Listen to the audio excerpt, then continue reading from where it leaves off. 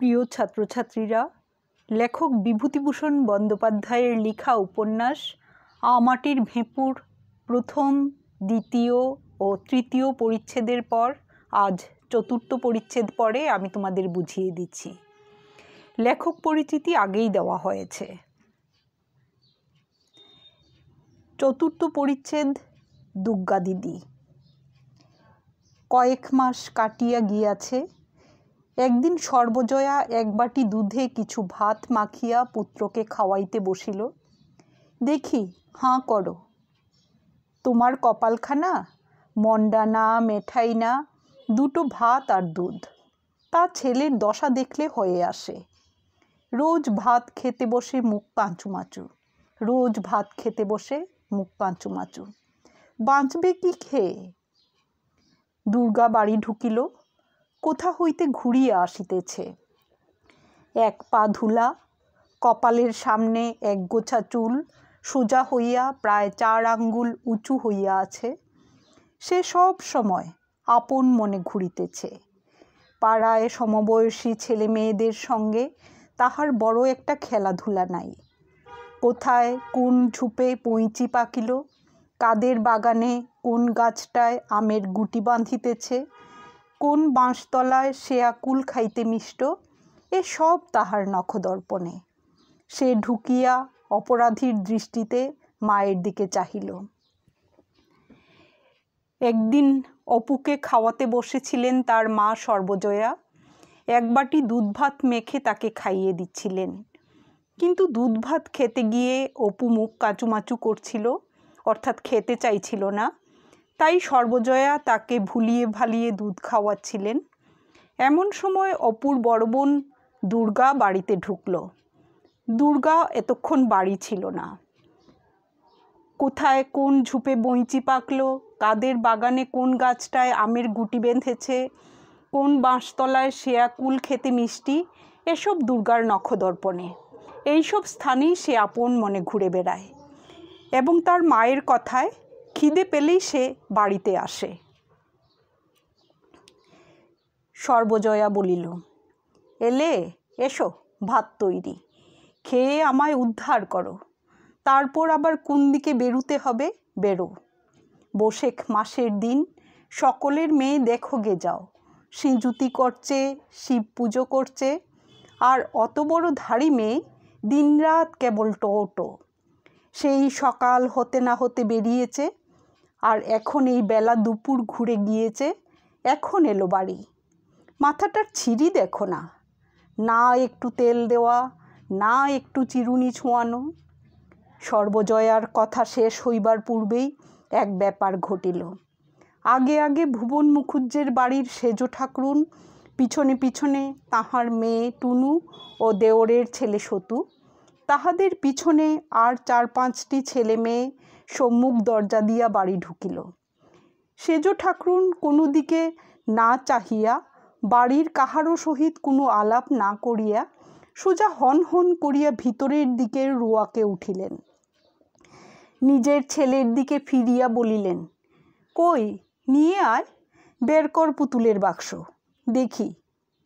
এ বাড়ির কেহ কোনো কথা বলিবার পূর্বেই টুনু ও সতু দুজনে মিলিয়া দুর্গার টিনের পুতুলের বাক্সটা ঘর হইতে বাহির করিয়া আনিয়া রোয়াকে নামাইল এবং টুনু বাক্স খুলিয়া খানিকটা খুঁজিবার পর এক ছড়া পুঁতির মালা বাহির করিয়া বলিল, এই দেখো মা, আমার সেই মালাটা, সেদিন যে সেই খেলতে গিয়েছিল সেদিন চুরি করে এনেছে।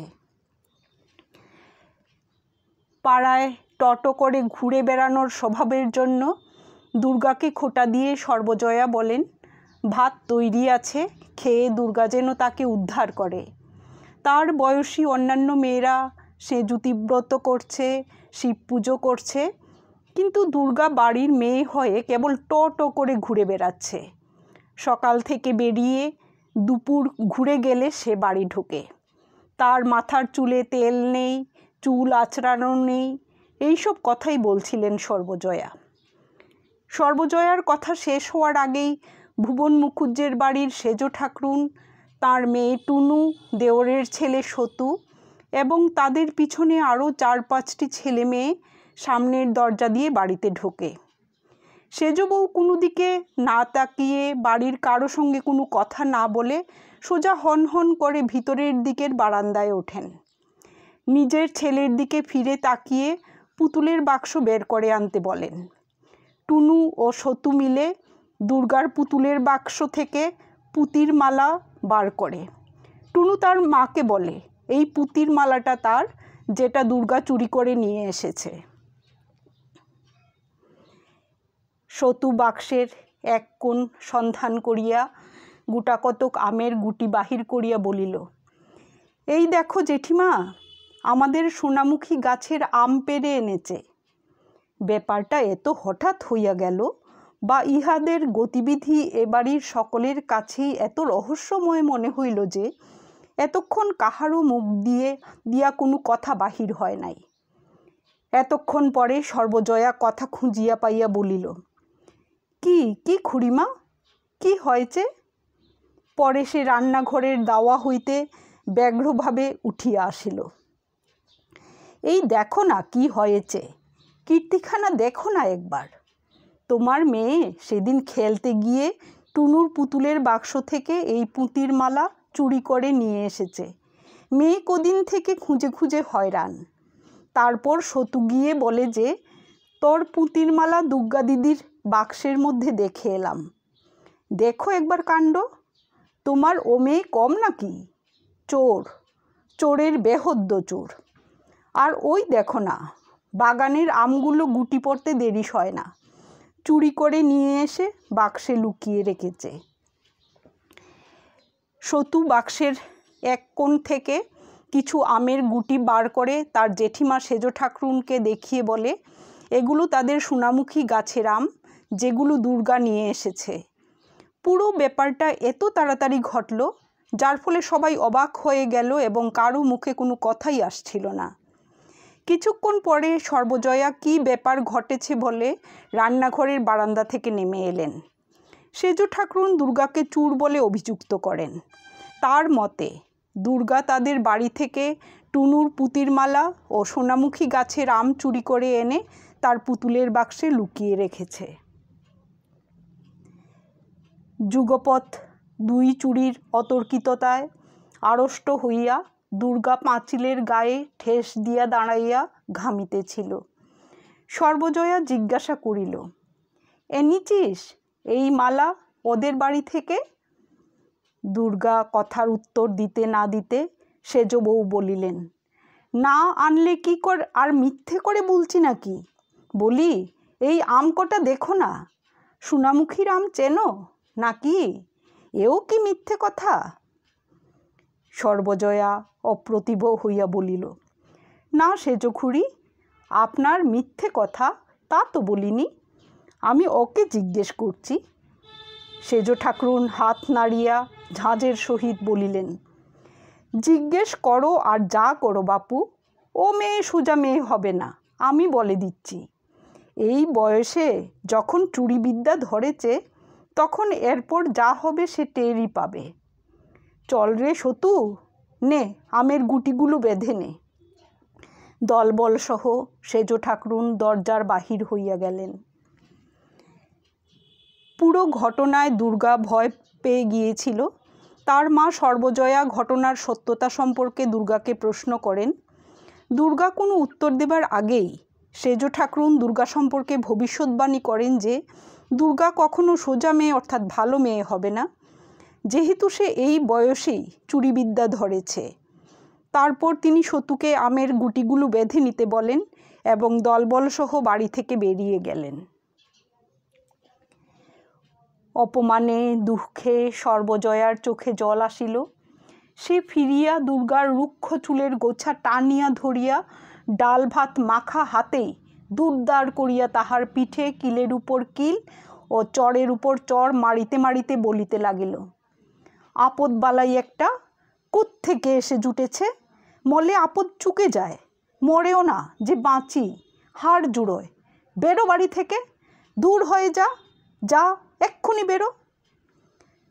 দুর্গা মার খাইতে খাইতে ভয়ে খিড়কি দৌড় দিয়া ছুটিয়া বাহির হইয়া গেল। তাহার ছেঁড়া রুক্ষ চুলের গোছা দু এক গাছা সর্বজয়ার হাতে থাকিয়া গেল।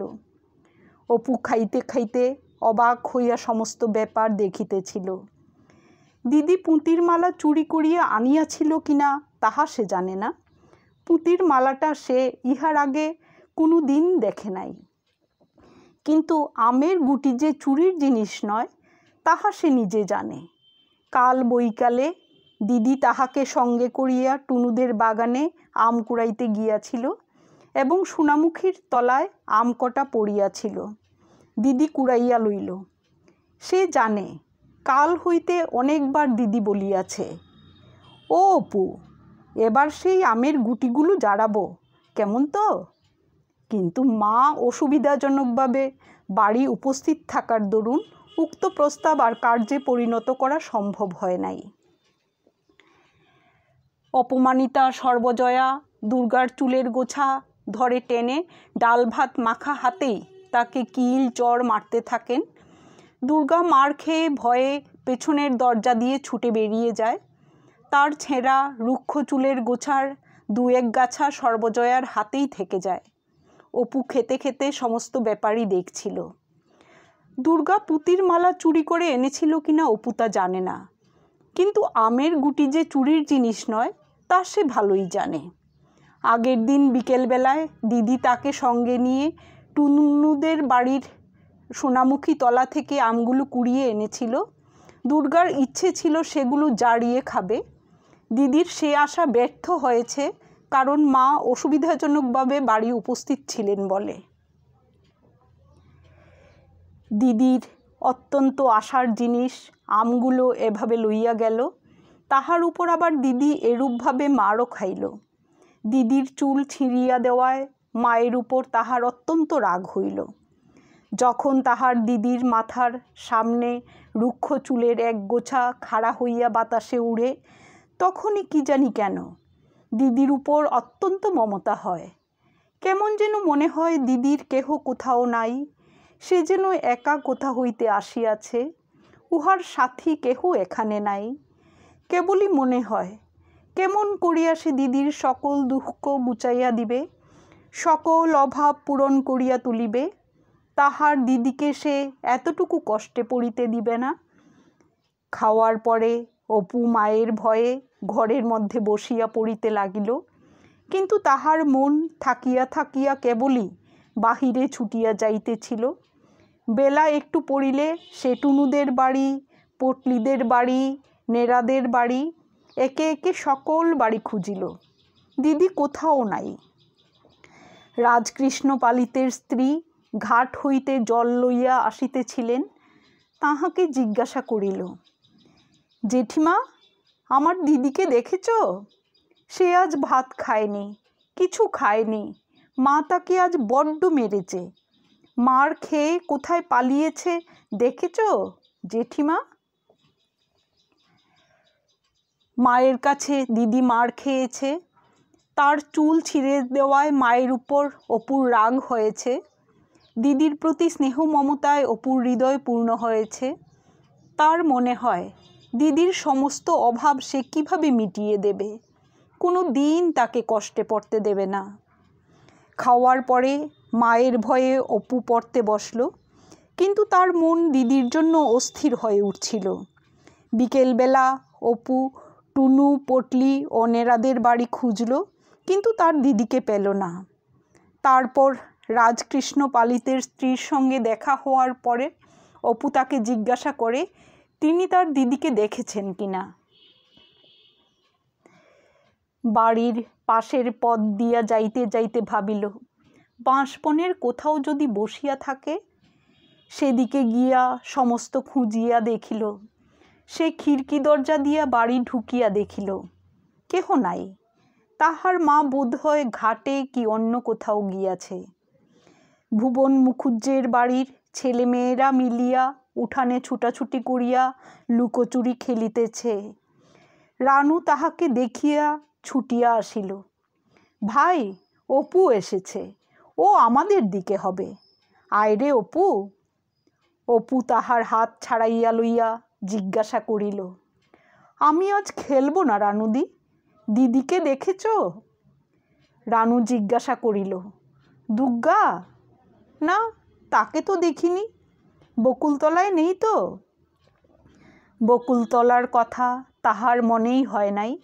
সেখানে দুর্গা প্রায়ই থাকে বটে।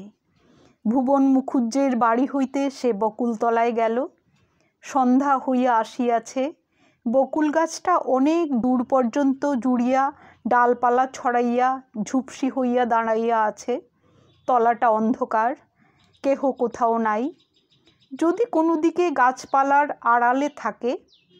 সে ডাক দিল, দিদি, ও দিদি, দিদি। পিছনের দরজা দিয়ে বাড়িতে ঢুকে অপু দিদি দুর্গার খোঁজ করে। সেখানে না পেয়ে রানু দিদিকেও অপু তার দিদির কথা জিজ্ঞাসা করে, কিন্তু সে দুর্গাকে দেখেনি বলে অপুকে জানায়। রানুদি অপুকে তাদের সঙ্গে খেলবার কথা বলে, কিন্তু অপু বলে সে আজ খেলবে না। টুনু, পটলি, নেড়াদের বাড়িতে দিদিকে খোঁজার পর অপু বাঁশবাগান এবং বকুলতলায় দিদির খোঁজ করে, কিন্তু কোথাও তাকে খুঁজে পায়নি। বকুল গাছের কাছে সরে এসে দু একবার চিৎকার করে তার দিদি দুর্গাকে ডাকে। অন্ধকার গাছটায় কেবল কতকগুলো বক পাখা ঝটপট করিতেছে মাত্র। অপু ভয়ে ভয়ে উপরের দিকে চাহিয়া দেখিল। বাড়ির পথে ফিরিতে ফিরিতে হঠাৎ সে থমকিয়া দাঁড়াইল। সামনে সেই গাব গাছটা। একা সন্ধ্যার পর এ গাব গাছের তলার পথ দিয়া যাওয়া গায়ে কাঁটা দিয়া ওঠে। কেন যে তাহার এই গাছটার নিচে দিয়া যাইতে ভয় করে তাহা সে জানে না। অপু খানিকক্ষণ অন্ধকার গাবতলাটার দিকে চাহিয়া দাঁড়াইয়া থাকিয়া ফিরিল। তাহাদের বাড়ি যাইবার আরেকটা পথ আছে। একটুখানি ঘুরিয়া পটলিদের বাড়ির উঠান দিয়া গেলে গাবতলার এ অজানা বিভীষিকার হাত হইতে নিষ্কৃতি পাওয়া যায়। পটলির ঠাকুরমা সন্ধ্যার সময় বাড়ির রুয়াকে ছেলেপিলেদের লইয়া হাওয়ায় বসিয়া গল্প করিতেছেন। পটলির মা রান্নাঘরে রাঁধিতেছেন। উঠানের মাচাতলায় বিধু জেলেনি দাঁড়াইয়া মাছ বিক্রয়ের পয়সা তাগাদা করিতেছে। অপু বলিল, দিদিকে খুঁজতে গিয়েছিলাম ঠাকুমা। বকুলতলা থেকে আসতে আসতে। ঠাকুরমা বলিলেন, দুর্গা এই তো বাড়ি গেল, এই কতক্ষণ যাচ্ছে, ছুটে যা দিকি, বোধহয় এখনো বাড়ি গিয়ে পৌঁছায়নি। অপু থমকে দাঁড়িয়েছিল, কারণ সামনেই ছিল সেই গাব গাছটা। একা সন্ধ্যার পর এই গাব গাছের তলার পথ দিয়ে যেতে তার ভয় হয়, গায়ে কাঁটা দিয়ে ওঠে। গাব গাছের তলার অকারণ ভয় তাকে চেপে ধরে। তারপর অপু পটলিদের বাড়ির উঠোন দিয়ে যাওয়ার সময় দেখতে পায় পটলির ঠাকুরমা বারান্দায় বসে বাড়ির ছেলে মেয়েদের সঙ্গে নিয়ে গল্প করছেন। অপু ঠাকুমাকে জানায় সে তার দিদি দুর্গাকে খুঁজতে বেরিয়েছে। উত্তরে ঠাকুমা বললেন, দুর্গা এতক্ষণ এখানেই ছিল, এইমাত্র সে বাড়ি গেছে, হয়তোবা এখনো পৌঁছায়নি। সে এক দৌড়ে বাড়ির দিকে ছুটিল। পিছন হইতে পটলির বোন রাজি চেঁচাইয়া বলিল, কাল সকালে আসিস অপু, আমরা গঙ্গা যমুনা খেলার নতুন ঘর কেটেছি ঢেকশালের পেছনে নিমতলায়, দুর্গাকে বলিস। তাহাদের বাড়ির কাছে আসিয়া পৌঁছিয়া হঠাৎ সে থমকিয়া দাঁড়াইয়া গেল। দুর্গা আর্তস্বরে চিৎকার করিতে করিতে বাড়ির দরজা দিয়া দৌড়াইয়া বাহির হইতেছে। পিছনে পিছনে তাহার মা কি একটা হাতে মারিতে মারিতে তাড়া করিয়া ছুটিয়া আসিয়াছে। দুর্গা গাবতলার পথ দিয়া ছুটিয়া পালাইল। মা দরজা হইতে ধাবমানা মেয়ের পেছনে চেঁচাইয়া বলিল, যাও, বেরো, একেবারে জন্মের মতো যাও, আর কখনো বাড়ি যেন ঢুকতে না হয়। বালাই আপদ চুকে যাক, একেবারে ছাতিমতলায় দিয়ে আসি। ছাতিমতলায় গ্রামের শ্মশান। অপুর সমস্ত শরীর যেন জমিয়া পাথরের মতো আড়ষ্ট ও ভারী হইয়া গেল। তাহার মা সবেমাত্র ভিতরের বাড়িতে ঢুকিয়া মাটির প্রদীপটা রোয়াকের ধার হইতে উঠাইয়া লইতেছে। সে পা টিপিয়া টিপিয়া বাড়ি ঢুকিতেই তাহার মা তাহার দিকে চাহিয়া বলিল, তুমি আবার এত রাত পর্যন্ত কোথায় ছিলে শুনি? মোটে তো আজ ভাত খেয়েছ। ঠাকুরমার কথা শুনে অপু এক দৌড়ে বাড়ির দিকে ছুটল। পটলির বোন রাজি চিৎকার করে তার খেলার পরিকল্পনার কথা অপুকে বলে। বাড়ির সামনে এসে অপু থমকে দাঁড়ায়, কারণ সে দেখতে পায় তার দিদি দুর্গা আর্তস্বরে চিৎকার করতে করতে বাড়ির দরজা দিয়ে ছুটে বেরিয়ে যাচ্ছে, আর তার মা কি একটা হাতে নিয়ে মারতে মারতে তাড়া করছে। দুর্গা গাবতলার পথ দিয়ে ছুটে পালায়। সর্বজয়া চেঁচিয়ে বলেন, যাও, বেরো, একেবারে ছাতিমতলায় দিয়ে আসবো। জন্মের মতো যাও, আর কখনো বাড়ি যেন ঢুকতে না হয়। একথা শুনে অপুর শরীর আড়ষ্ট ও ভারী হয়ে গেল। অপুর মা বারান্দা থেকে মাটির প্রদীপ উঠিয়ে নিচ্ছেন। ঠিক এই সময় অপু আস্তে আস্তে বাড়ি ঢুকল। বাড়ি ঢুকা মাত্র অপুর মা তাকে জিজ্ঞাসা করেন যে সে কোথায় ছিল এত রাত পর্যন্ত। তাহার মনে নানা প্রশ্ন জাগিতেছিল। দিদি আবার মার খাইল কেন? সে এতক্ষণ কোথায় ছিল? দুপুরবেলা দিদি কি খাইল? সে কি আবার কোনো জিনিস চুরি করিয়া আনিয়াছে? কিন্তু ভয়ে কোনো কথা না বলিয়া সে কলের পুতুলের মতো মায়ের কথা মতো কাজ করিয়া ঘরের মধ্যে ঢুকিল। পরে ভয়ে ভয়ে প্রদীপ উস্কাইয়া নিজের ছোট বইয়ের দপ্তরটি বাহির করিয়া পড়িতে বসিল।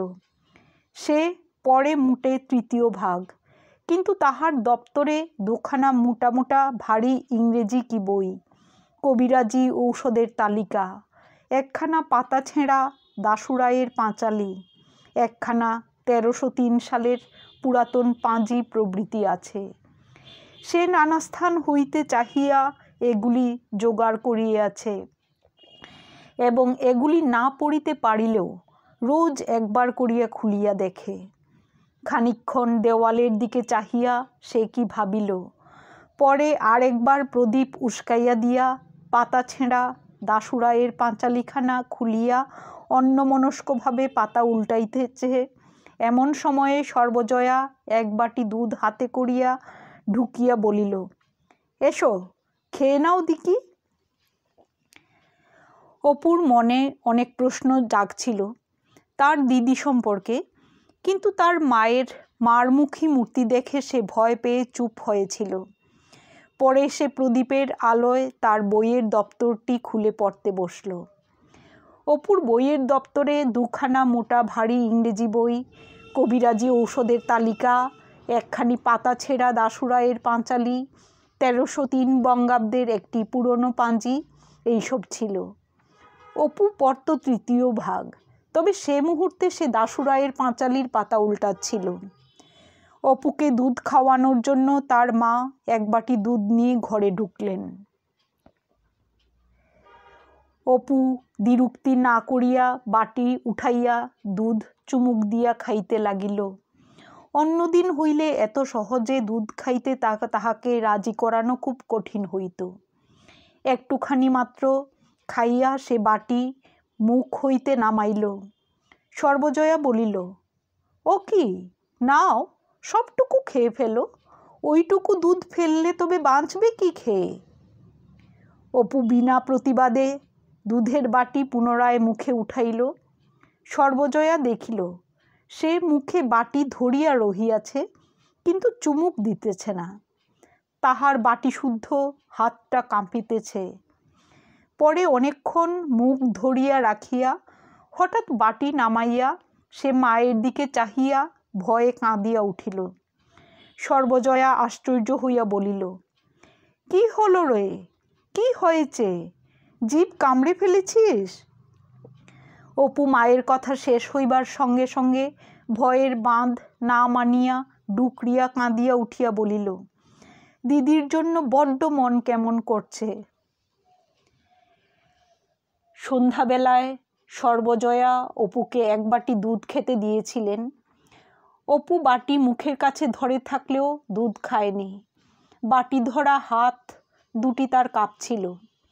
তারপর হঠাৎ বাটিটা অনেকক্ষণ মুখে ধরে রেখে মায়ের দিকে চেয়ে কেঁদে ওঠে। সর্বজয়া ভেবেছিলেন অপু জিভ কামড়ে ফেলেছে। আসলে অপু তার দিদির চিন্তায় খেতে পারছিল না। দিদি দুর্গা মার খেয়ে বাড়ি থেকে পালিয়েছিল। সারাদিন কোথায় ছিল, কি খেলো, অপু কিছুই জানতে পারেনি। সন্ধ্যার আগেও দিদি আবার মার খেয়ে বিতাড়িত হলো। এই অবস্থায় সে দুধ খেতে পারছিল না, কেঁদে ফেলেছিল। আর তার মাকে বলছিল দিদির জন্য তার বড্ড মন কেমন করছে। সর্বজয়া অল্পক্ষণ মাত্র চুপ করিয়া বসিয়া পরে সরিয়া আসিয়া ছেলের গায়ে হাত বুলাইতে বুলাইতে শান্ত সুরে বলিতে লাগিল, কেঁদো না, অমন করে কেঁদো না। ওই পটলিদের কিনেরাদের বাড়ি বসে আছে। কোথায় যাবে অন্ধকারে? কম দুষ্টু মেয়ে নাকি? সেই দুপুরবেলা বেরুলো, সমস্ত দিনের মধ্যে তার আর চুলের টিকি দেখা গেল না। না খাওয়া না দাওয়া। কোথায় ওপাড়ার পালিতদের বাগানে বসেছিল, সেখানে বসে কাঁচা আম আর জামরুল খেয়েছে। এক্ষুনি ডাকতে পাঠাচ্ছি। কেঁদো না অমন করে, আবার জ্বর আসবে। ছি। পরে সে আঁচল দিয়া ছেলের চোখের জল মুছাইয়া দিয়া বাকি দুধটুকু খাওয়াইবার জন্য বাটি তাহার মুখে তুলিয়া ধরিল। হাঁ করো দিকি, লক্ষ্মী শোনা। উনি এলেই ডেকে আনবেন এখন। একেবারে পাগল, কোত্থেকে একটা পাগল এসে জন্মেছে। আর এক চুমুক, হাঁ। সর্বজয়া কিছুক্ষণ চুপ থেকে ছেলেকে গায়ে হাত বুলিয়ে বুলিয়ে সান্ত্বনা দিতে থাকলেন এবং অপুকে অভয় দেন যে দুর্গা হয়তো পটলি বা নেড়াদের বাড়িতে বসে আছে, তাদের বাবা এসে দুর্গাকে ডেকে নিয়ে আসবেন। তিনি আরও বলেন, দুর্গা সারাদিন খাওয়া দাওয়া না করে পাড়ার পালিতদের বাগানে বসে কাঁচা আম আর জামরুল খেয়েছে। দুর্গাকে মারধর করলেও তার প্রতি সর্বজয়ার ভালোবাসা কম নয়। স্নেহবশতই তিনি তাকে পাগল বলেছেন। অন্যদিকে দিদির দুঃখে অপু যে দুধ খাচ্ছে না সেটা বুঝে সর্বজয়া নানা কথা বলে অপুকে ভুলিয়ে ভালিয়ে দুধ খাওয়াচ্ছিলেন এবং সান্ত্বনা দিচ্ছিলেন। রাত অনেক হইয়াছে। উত্তরের ঘরের তক্তাপোষে অপু ও দুর্গা শুইয়া আছে। অপুর পাশে তাহার মায়ের শুইবার জায়গা খালি আছে, কারণ মা এখনও রান্নাঘরের কাজ সারিয়া আসে নাই। তাহার বাবা আহারাদি সারিয়া পাশের ঘরে বসিয়া তামাক খাইতেছেন। বাবা বাড়ি আসিয়া দুর্গাকে পাড়া হইতে খুঁজিয়া আনিয়াছে। বাড়ি আসিয়া পর্যন্ত দুর্গা কাহারও সঙ্গে কোনো কথা বলে নাই। খাওয়া দাওয়া সারিয়া আসিয়া চুপ করিয়া শুইয়াছে।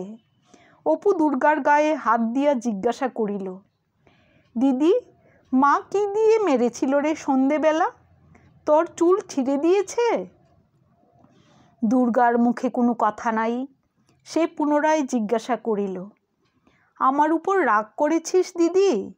আমি তো কিছু করিনি। দুর্গা আস্তে আস্তে বলিল, না বই কি, তবে সতু কি করে টের পেলে যে পুঁতির মালা আমার বাক্সে আছে?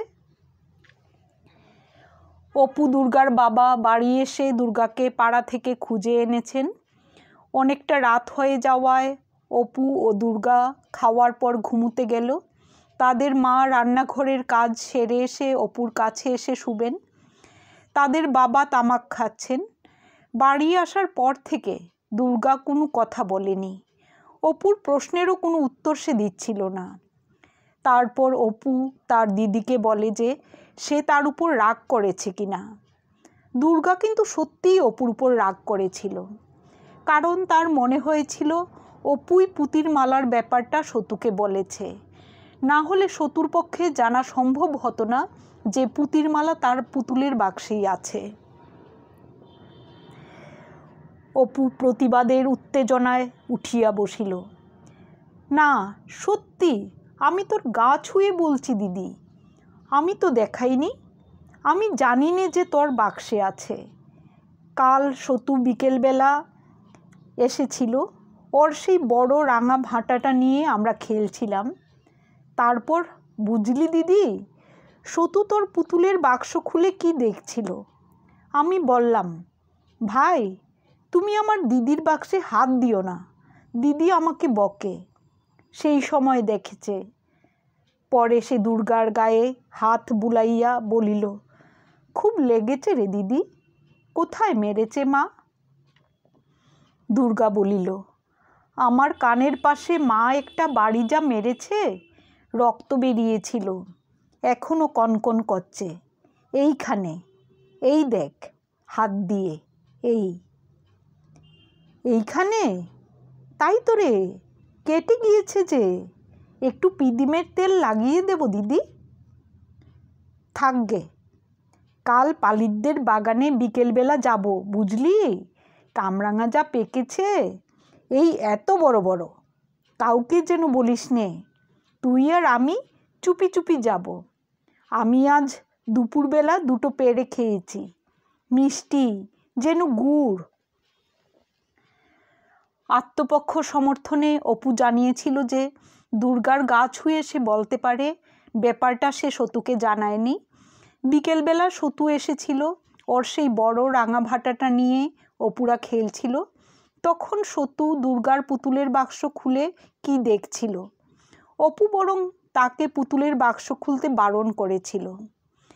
তারপর দুর্গার গায়ে সে হাত বুলিয়ে দিয়ে বলে, মা যে মেরেছে সে কোথায় ব্যথা পেয়েছে? উত্তরে দুর্গা বলে, কানের পাশে মা যে বাড়ি মেরেছিল সেখানে রক্ত বেরিয়েছে এবং এখনও ব্যথা হচ্ছে। অপু দুর্গার সেই কাটা স্থানে প্রদীপের তেল লাগিয়ে দেওয়ার কথা বলে। অপুর উপর দুর্গার রাগ থাকলেও আস্তে আস্তে তা কেটে যায় এবং এত কিছুর পর দুর্গা অপুকে বলে, কাল অপুকে নিয়ে সে পালিতদের বাগানে যাবে, কারণ সেখানে কামরাঙা পেকেছে। সে দুপুরবেলা 2টো পেড়ে খেয়েছে, তার মতে সেগুলো গুড়ের মতো মিষ্টি। অর্থাৎ মায়ের কাছে বকুনি বা মার খেয়েও তার স্বভাব অপরিবর্তিতই থেকে গেছে। তো প্রিয় ছাত্রছাত্রীরা, শেষ হলো 4র্থ পরিচ্ছেদের ব্যাখ্যা। ধন্যবাদ।